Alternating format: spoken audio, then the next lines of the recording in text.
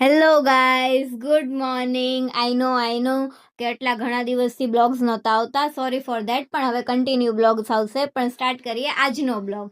આજે તો આપણું સ્પેશિયલ ઓકેઝન હતું, એટલે સાડી પહેરીને ટીપ ટોપ તૈયાર થઈ ગયા હતા. આપણે તૈયાર થઈને ભાઈ સાથે નીકળી ગયા હતા એક સ્પેશિયલ ઓકેઝન પર જવા માટે.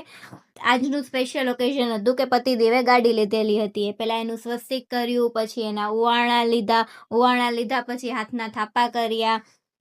અમારા નણંદબાએ પણ સાથે સાથે હાથના થાપા કર્યા. એ કમ્પ્લીટ કર્યા પછી મેં અને હકુએ ગણપતિની અને રાધે કૃષ્ણની સ્થાપના કરી.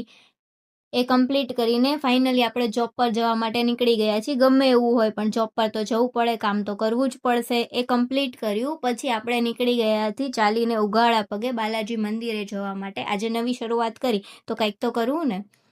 બાલાજીએ દર્શન કર્યા પછી અમે નીકળી ગયા રામનાથપરાએ દર્શન કરવા માટે.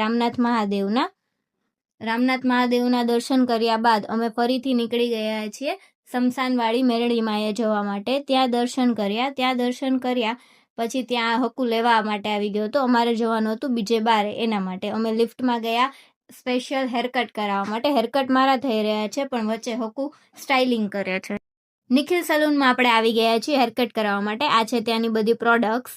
આપણું ફાઇનલી હેરકટ સ્ટાર્ટ થઈ ગયું છે અને સલૂનના ઓનર જ પોતે હેરકટ કરી રહ્યા છે. હેરકટ કમ્પ્લીટ થયા પછી ડ્રાયરથી સ્ટાઇલિંગ સ્ટાર્ટ થઈ ગયું છે અને આ છે આપણા હેરકટનું final look. I love that. આ હેરકટ કરાવવાનું મેઇન રીઝન હતું કે સ્પેશિયલ ડે આવી રહ્યો છે. પછી હકુ આપને લેવા માટે આવી ગયો હતો કેમ કે સાંજ થઈ ગઈ હતી, હવે ઘરે જવાનું હતું.